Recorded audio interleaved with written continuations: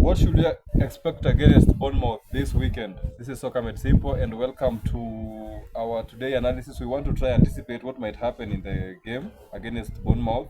As we all know, Bournemouth are a very aggressive side of the ball, and they are this season they're leading in the most pressing team in the Premier League. So, as you can see, we have a tactical board here with the formation layout of how Bournemouth and United line up. We all line up with a similar formation to one another. It's a back four, two midfielders, 110, two wingers, and then one number 9 for both of us. So for United, the red ones are going to represent Manchester United, the green ones Bournemouth. So what should we expect to go down in Bournemouth? Having seen what Michael Carrick is currently playing at Manchester United, then we all know what Bournemouth like to do with the ball and off the ball. We all know they like to press. They don't like then their direct style of attacking play. They're not a possessive type team, so they just like to attack direct and off the ball. They really like to press and force those errors and then convert them to goals. So maybe create chances. So United on the ball, we are going to see this formation, a back three, where Shaw comes back to join Yoro and Maguire, and then Dalot comes in on the midfield. Then Kobe and Casemiro maintain their possessions. Bruno comes to the wing, Cunha maybe drops in, and then Mbeumo drops in, and then there's this overload here. So as you can see, it's a 3-2-5. So if these guys decide to step up, there's this channel for Amad Diallo. So it's normally risky for the backline to try and do that because you cannot just assume these two players. Mbeumo is very explosive on the ball with the space, same for Amad. So this is what normally happens when we have the ball. So Bournemouth, on the other hand, when we have the ball, so what you're going to see against Bournemouth is going to be a 4-4-2 formation.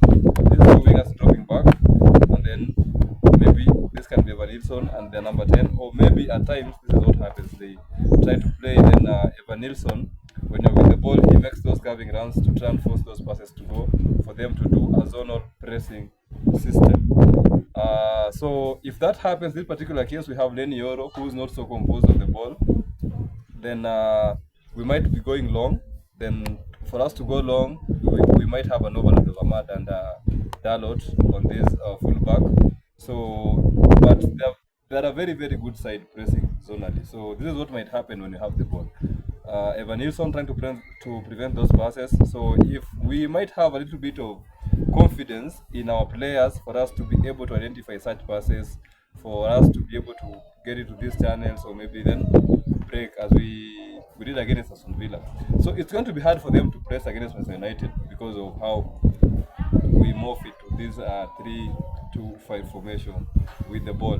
Defensive wise, United are also defending with a 4-4-2. So the problem with United is that if we come against such defense, such compact defense, we really struggle to create chances.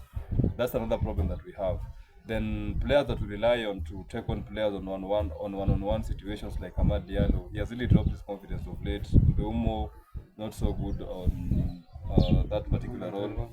Cunha is good, but that's not his main role at United. So, because Cunha is an inside forward, what he normally does is take the ball and try to take these players on this particular position on the pitch. This is where Cunha likes to play most of the time. He's not a typical winger like Amad Diallo. So Cunha likes to come in with the ball and then cause chaos around this area. So we are lacking a winger who can stretch the defense. So that's another problem that we are also going to face. But off the ball defensively, I think we are going to do well because last time against Villa we were very disciplined. The backline was disciplined, and the front players who were leading the press were also disciplined with our 4-4-2 formation. So for Bournemouth, this is what it's going to be when they have the ball.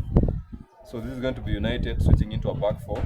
These are our two midfielders. Diogo Dalot coming back, Amad Diallo coming back in the midfield. Then you have Cunha coming back. Then Bruno and Mbeumo leading the press. So for Bournemouth, it's going to be their fullbacks try to come and make those overloads. So for them, one midfielder drops back for them to have a back three, and then their fullbacks come to this sort of positions. Normally not so high, so for them to also be available for these people as an option on the ball. So we'll have their number one midfielder already dropping in, one fullback. So we'll have a number 8 and a number 10 coming in, and then one winger somewhere there, and then this one will be Evan Nilsson. So for us in this particular pattern, you can see that this is our back four, and then our back three, and then these two people. So we also do a zonal pressing system. So where Mbeumo and Bruno try to anticipate, try to block this process for you, not for, so for you to be hard for the opponent to play in the middle of the park.